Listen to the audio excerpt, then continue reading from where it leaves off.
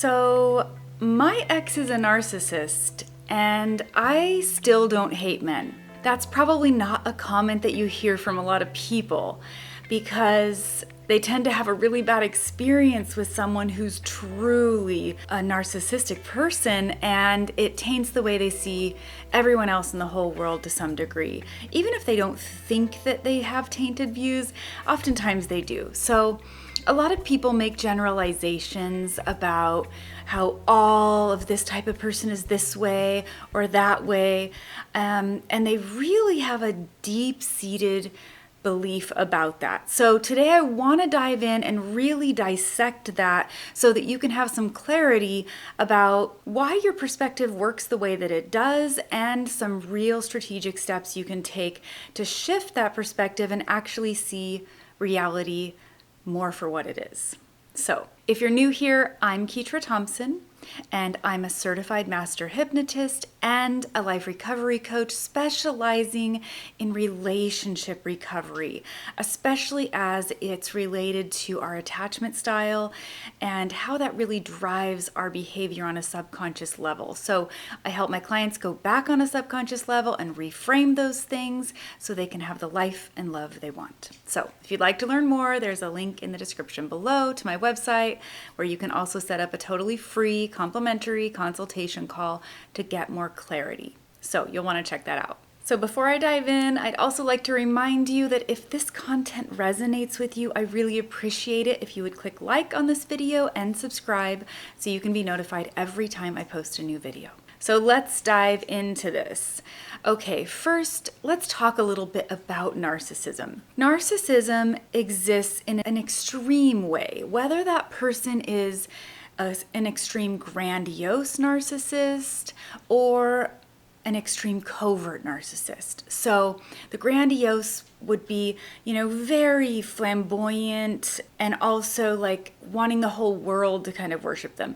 The covert is much more aware of others' opinions about them, and they tend to really funnel that behavior toward a very specific group of people, like their spouse or the people really close to them that they think can't leave them or are obligated to stay. And so, regardless of whether it's grandiose or covert, their behavior tends to have a pattern to it that has a lasting effect with every relationship they've ever been in. Okay, so they don't have any empathy. They really cannot take on the perspective of someone else that they've hurt or see even why their behavior would be hurtful. They have a lot of manipulation tactics, and they're kind of denying someone's reality through gaslighting, and they're constantly causing the people closest to them to be walking on eggshells because their behavior is really unpredictable.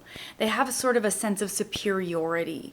They are owed something. They're entitled. They have kind of an excessive need for admiration. And when they don't think they're being admired, they will lash out and pick a fight over that. So they're very, very entitled. They don't think they owe anybody else anything, but that people should be obligated to kind of serve them. And these traits come up through all of their relationships. So if you look at someone and their long relationships in their life, you'll see that every one of their past partners has the same story about them. And I experienced that with the person who I was in a relationship with that was a narcissist. His ex-wife of 12 years or something like that had the same perspective, and his siblings had the same issues, and it was just this thread that kind of went out throughout their life. Even other people he had dated and been engaged to before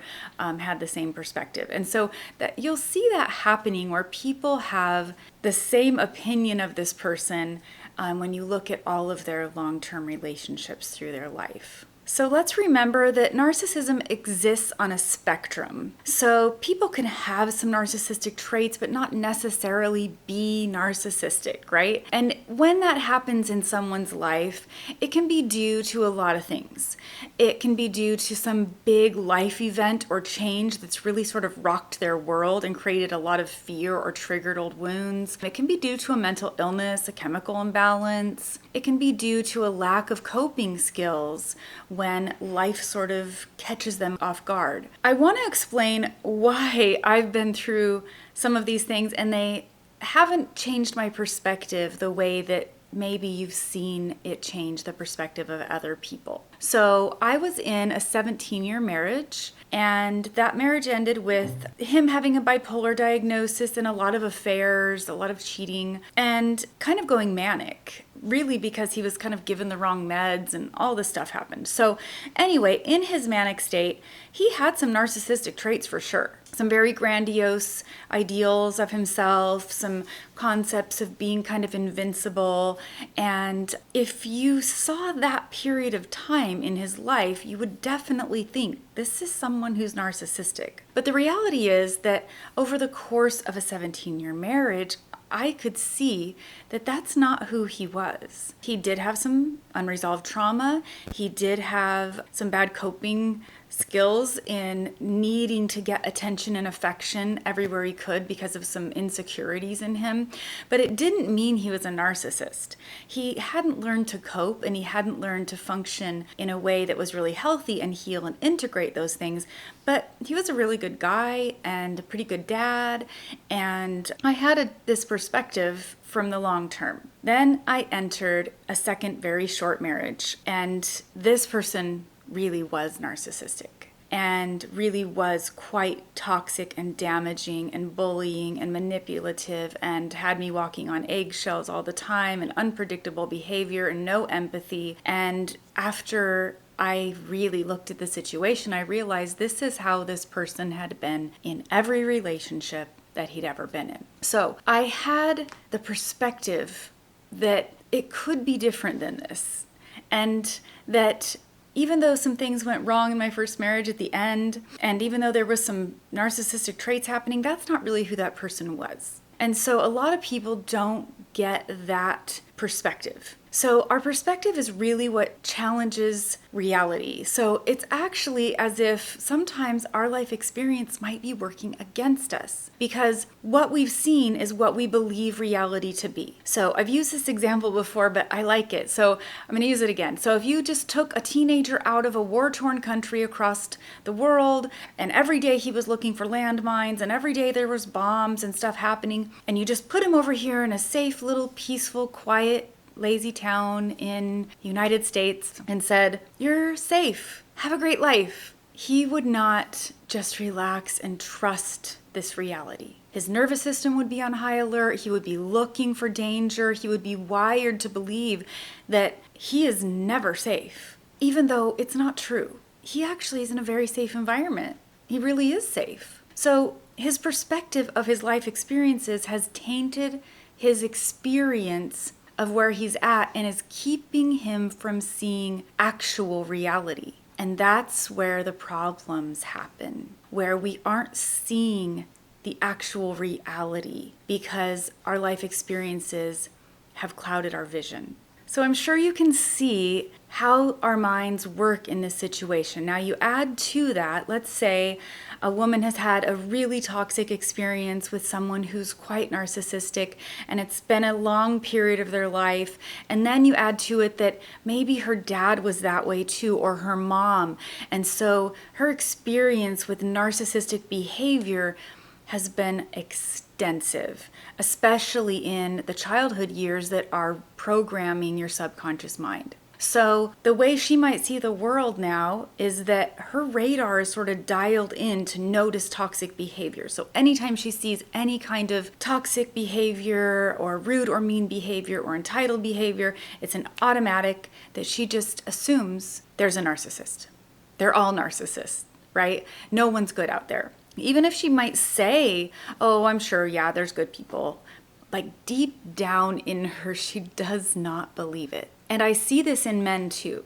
I see men who will make huge assumptions about women. Well, all women are like this. Or once they're married, all women are like that. Eventually, women do this. And it's really sad because when I hear men say this, I can tell they really believe it. And I know from my own life experience that I haven't experienced much of that. Sorry, my dog's barking. So I have seen some really healthy relationships and some really amazing dynamics, and people who've had really long, decades and decades long marriages who are still having so much fun together, who are still really attracted to each other, who have a great sex life, who are having adventures and fun together, who are communicating well. And when you hear someone who's got this sort of everyone always mentality and you try to explain that to them, it's like it doesn't compute. It's like you see them taking in what you're saying and they can't digest it. They can't resonate with that inside of themselves because they've never had the experience. They have never seen that, or they haven't seen it enough to outweigh the negative that they've seen, but it doesn't mean that it's not reality. In reality, 50% of the population has a securely attached attachment style. And that lines up with about what the divorce rate is. The divorce rate is at 50% now because in the past, the attachment style was still probably similar, that 50% of the people had secure attachment, but because of the dynamics of the way the world worked, people just stayed together because they didn't have the option of leaving.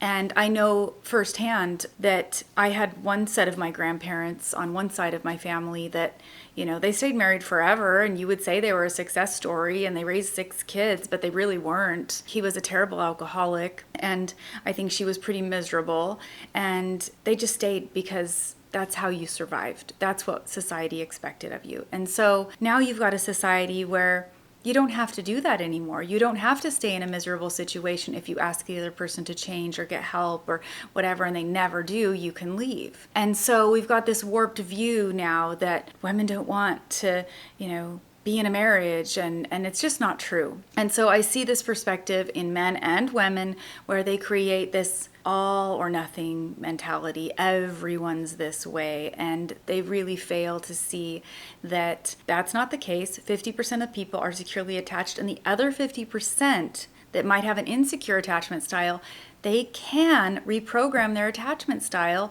especially with someone willing to do the reprogramming work with them and move towards securely attachment. So there's a lot of hope here. But if we get that mentality that says, there's no hope, this is just the way it is, then we really trap ourselves in a situation that doesn't let us see reality, it doesn't let us be hopeful, and it doesn't let us see the opportunities for growth within ourselves or other people. So let's talk for just a second about why there's still these frustrations that happen. And it happens in men and women. You hear a lot of it, like, why can't men just be this way or do that or whatever? And same thing with women. But I want to talk about someone who's not narcissistic, but they just aren't functioning at their best. So in a lot of ways, men are really the victims of their environment. They've been raised in a society that tells them they have to be a certain way, act a certain way, and suppress their emotions. But the reality is that many studies have shown male babies are far more sensitive than female babies. They have deep, deep feelings. They cry more. They need more. They really just feel very, very deeply. And so if they are neglected or toughened up, as society tries to kind of tell boys they have to be. Maybe they're neglected a little more when they cry. Maybe they aren't responded to as quickly. Maybe their feelings are dismissed more. And so the pain of that is so severe because they are so sensitive that oftentimes they put walls up very quickly. They put emotional walls up so that they can protect themselves from feeling the immensity of that pain. And what happens is they carry those walls into their adult life, never learning how to integrate these things, never learning how to express their emotions in a healthy way, or never learning how to hold space for communication without those emotional triggers happening inside of them. And so it kind of puts them at a disadvantage because they tend to be able to connect with their anger a little easier, and they let things pile up inside of them or build resentment, and then it kind of all comes out. And if they were dealing with being able to assess how they were feeling and meeting their own needs and communicating their needs and learning what interdependence really is in a more active way, then they would function a lot better. They would have more capacity and they would have the ability to connect better. And so it's really a misunderstanding on the part of many women that don't get that this is the battle that men are facing. Now, let me be very clear. They have to be willing to learn and grow. So if someone isn't willing to learn and grow, then we can't make that happen for them.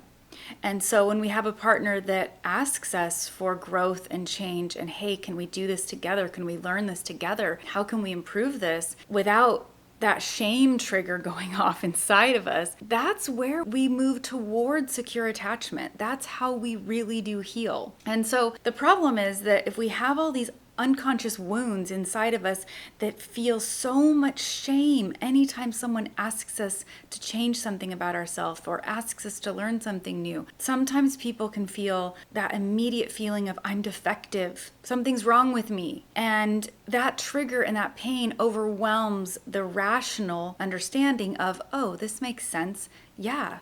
I don't want to stay stagnant forever. I do want to grow. And so if you haven't done the deep internal healing work, that can be a problem. You end up going on with bad coping skills in your relationships and wondering why they keep falling apart. And so people talk about communication a lot, but I like to mention that communication is really only effective once we've dealt with the internal triggers, the subconscious triggers, because your subconscious mind is running over 95% of everything you think, feel, and do. So in a custom hypnotherapy process, especially in the modality I do that really gets to the root cause, you're able to heal those triggers so that even though you might feel them somewhat, they aren't derailing to you or your relationship, so that you can be present and you can be calm and you can communicate more easily and you can actually have a relationship that you love. And that is the incredible power of hypnotherapy, because it works on a subconscious level and you don't typically have access to the subconscious mind, not easily at least, but in hypnosis you do. So rewiring those attachment styles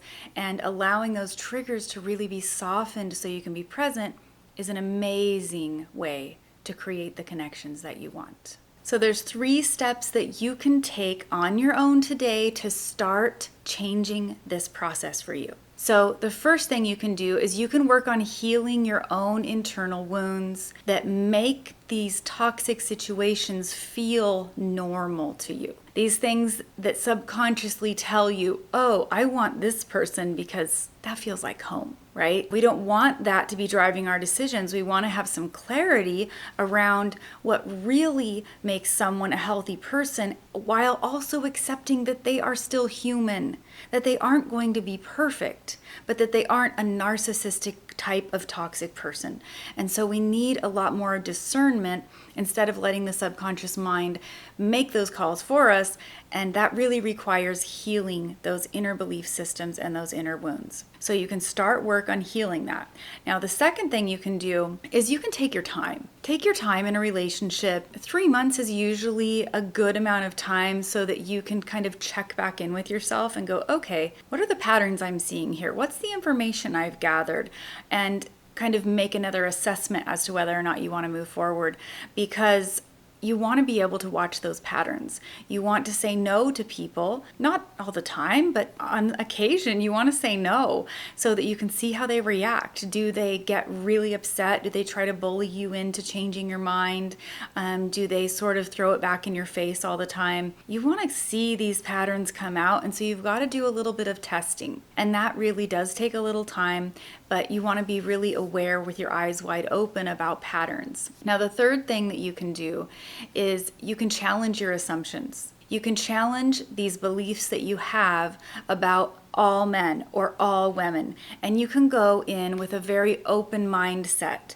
So you do this by practicing doing that with everybody. You are present and open with everybody. The barista, the cashier, your friends, your family, people you run into in the hallway, wherever. You really are open and warm and your authentic self with people. And doing that allows you to make the assumption that the other person is going to come with their authentic selves too, and you don't have to be paranoid about it, right? So you want to challenge those assumptions when they come up with the truth. And what's the truth? Everyone's a unique individual. Everyone is dealing with whatever wiring or programming they had in their childhood. Some people will never deal with it. Some people are open to dealing with it. And we're all humans. And that's a more realistic perspective of seeing people in their humanity, and also at the same time not overlooking toxic behavior traits, getting curious about them and looking to see if this is a pattern. So I hope this was helpful to you. I hope it sheds some light on this way that our brain tends to go, where we get in this fixed mindset that keeps us from actually seeing reality. It keeps us from seeing the amazing good people in the world. And sometimes it keeps us isolated. I've had so many clients that want to be in a relationship, that want to be connected, and won't even attempt to date because they feel so scared. They feel so afraid, and they've got all these beliefs about who these people are, who all men are, all women are, and it's really, really sad because we only get one life, and that one life is truly meant to not be isolated. We are communal people. Our beings are meant to be connected. We're tribal. So when we don't have good attachments in our life, we truly suffer physically, mentally, and emotionally. So it's important that we get healthy so that we can show up healthy in a relationship. And some of that healing, like it or not, is done in the relationship. You can only do so much on your own, because if no one is kind of holding up a mirror and triggering you, you might think that you've done all the healing work, and then you realize, oh, I've got some other stuff to work on here. So you want to start with yourself, and then you want to step into being open and curious. So until next time, I hope you curate a life by your own design.